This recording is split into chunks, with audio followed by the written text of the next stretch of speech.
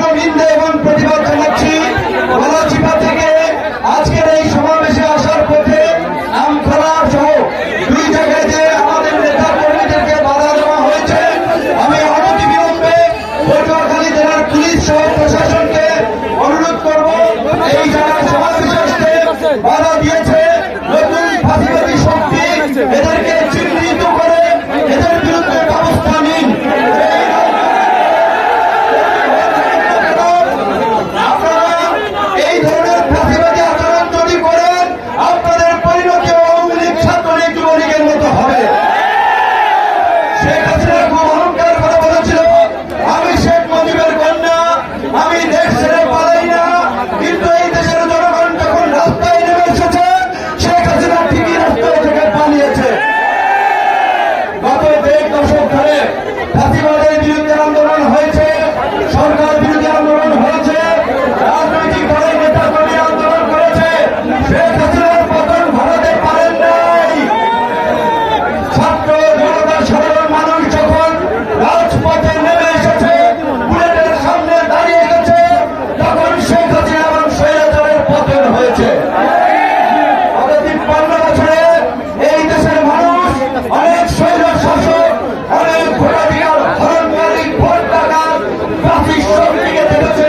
পরিষ্কার কথা, এই দেশের তরুণরা বারবার রক্ত দিয়েছে, জীবন দিয়েছে, কিন্তু আগামীতে এই দেশের তরুণরা কারো ক্ষমতায় সিঁড়ি হওয়ার জন্য রক্ত দেবে না, জীবন দিবে না।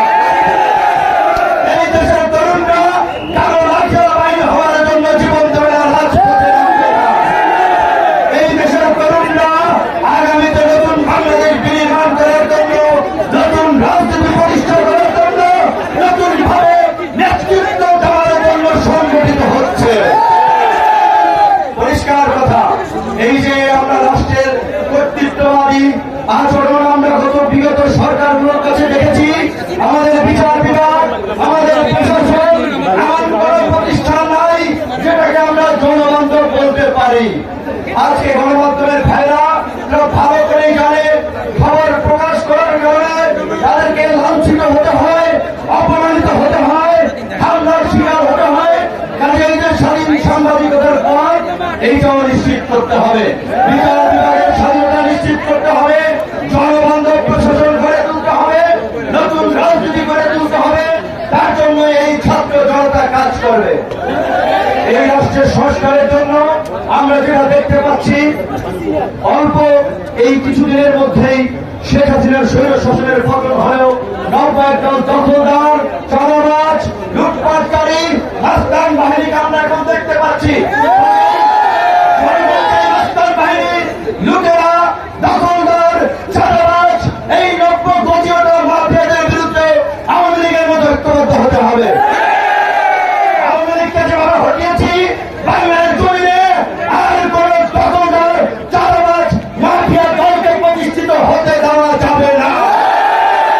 কোন দল যেন সংসদে এককভাবে গিয়ে মাতব্বরি করতে না পারে, তাই আমরা সংখ্যানুপাতিক নির্বাচনের দাবি জানাচ্ছি।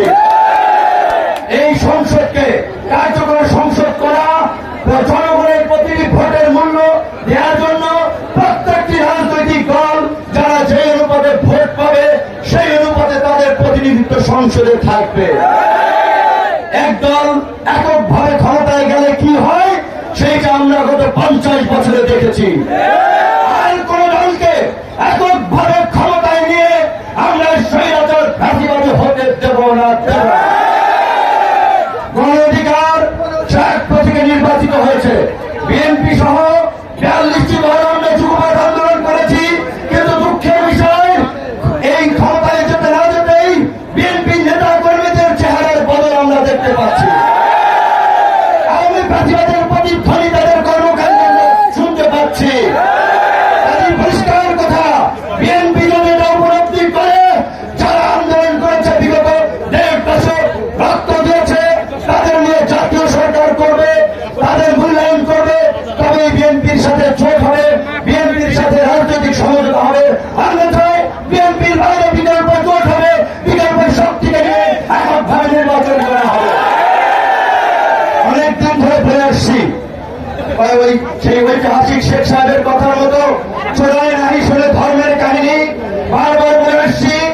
আমি তখন তার চাঁদাবাজদের হটিয়েছি, পত্রিকা অফিস দখল হয়ে যাচ্ছে, গার্মেন্টস মিল ফ্যাক্টরি দখল হয়ে যাচ্ছে, ব্যবসা প্রতিষ্ঠান দখল হয়ে যাচ্ছে, মানুষের ঘের দখল হয়ে যাচ্ছে, চর দখল হয়ে যাচ্ছে। এই দখলদারির জন্য ছাত্র জনতা জীবন দেয় নাই। কিন্তু এই যে চোরাই নাই শুনে ধর্মের কাহিনী যারা এগুলো করছে তাদের কানে যাচ্ছে না। সরকারকে আমরা অনুরোধ করব অবৈধ অস্ত্র উদ্ধারের জন্য যেমনি ভাবে যৌথ বাহিনী নামানো হয়েছে, অনতিবিলম্বে এই দখলদার চাঁদাবাজ মাফিয়াদের দমন করার জন্য এই যৌথ বাহিনীকে দিয়ে সন্ত্রাস বিরোধী কার্যক্রম পরিচালনা করতে হবে। আজকে চিন্তা করতে পারেন আমরা যে সংগ্রাম করেছি, যে আন্দোলনের নেতৃত্ব দিয়েছি, আমি আমাদের জেলায় আসবো, সেইখানে আজকে বাধার সৃষ্টি করা হয়। আমাদের দলের নেতা কেন্দ্রীয় আইন সম্পাদককে মিথ্যা মামলার আসামি দিয়েছে আশুলিয়াতে, ব্রাহ্মণবাড়িয়াতে আমাদের নেতা কর্মীদের পোস্টার ছিঁড়ে ফেলেছে, আরো কয়েক জায়গায় এই ঝামেলা করেছে। আমার খানু লাউকাঠি থাকে, ইউনিয়নের পার্টি নেতারা সাথী নেতারা তাদেরকে হুমকি দিচ্ছে। হ্যাঁ, তোমরা পার্টি নেতা, তোমাদের টপ লিডাররা আমাদের সাথে দেখা করার জন্য, মিটিং করার জন্য সময় চায়। ইউনিয়ন উপজেলা পর্যায়ের, জেলা পর্যায়ের পার্টি নেতা, সাথী নেতা, সেই সেফাতুল্লাহর মতো বললে মুদালিক মুদালিক সেই রকম টাইপের নেতা যাদেরকে পাটনা গজিয়েছে, পাটনা ভেঙে যাবে, পরিষ্কার ভাবে বলে দিচ্ছি। একেবারে সুতার মতো সোজা করে পড়াবে ছাত্র জনতা। দখলদার মাস্তান চাঁদাবাজের জায়গা এই নতুন বাংলাদেশের হবে না। আমি পটুয়াখালী ডিসিএসপি সহ সকল প্রশাসনকে বলবো, এই যে খেয়াঘাট, লঞ্চঘাট, এই সমস্ত জায়গায় 2 লাখ টাকা, 1 লাখ টাকা, 50,000 টাকা টোল প্রতিযোগিতা করে 20 লাখ, 50 লাখ, 1 কোটি টাকায় ডাক উঠিয়ে তারা একটা বাণিজ্য করে। এই খেয়াঘাট, লঞ্চঘাটে কোন ডাক চলবে না। সমস্ত খেয়াঘাটের ডাক ক্যান্সেল করতে হবে। এই 2-4 টাকায় সরকারের কোষাগারে কিচ্ছু আসে দেয় না। এখন সরকার যে ট্যাক্স আইন করেছে, আমরা সবাই সরকারি কোষাগারে আমরা সবাই ফান্ড দিয়ে সরকারকে সমৃদ্ধ করব, কিন্তু চাঁদাবাজদের সুযোগ দিতে এই ছোটখাটো টোল, লঞ্চঘাট, খেয়াঘাটে কোন ইজারা হাট বাজারে চলবে না। কারণ এই হাট বাজার, খেয়াঘাট, লঞ্চঘাটের ইজারাকে কেন্দ্র করেই এই চাঁদাবাজ, দখলদার, মাফিয়া বাহিনী তৈরি হয়।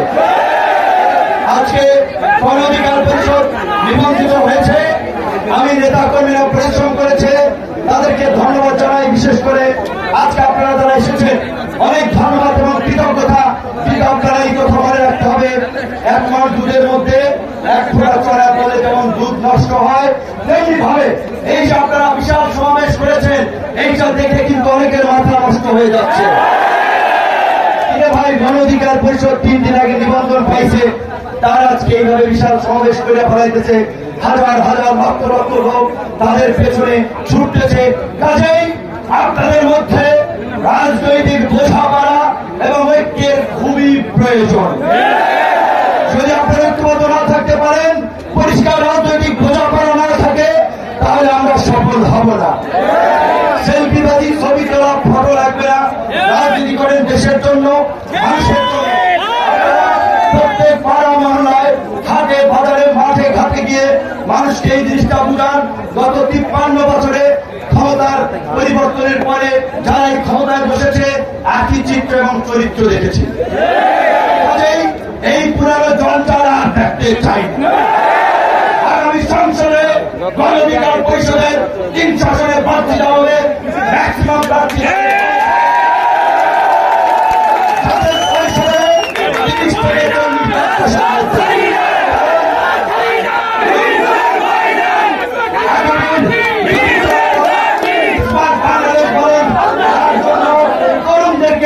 সংগঠিত হবে। কাজী যারা এমপি নির্বাচন করবেন, উপজেলা নির্বাচন করবেন, পৌরসভা নির্বাচন করবেন।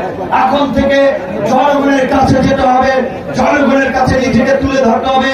10টা মোটরসাইকেল নিয়ে সরান দিলেই জনগণ আপনাকে ভোট দিবে না।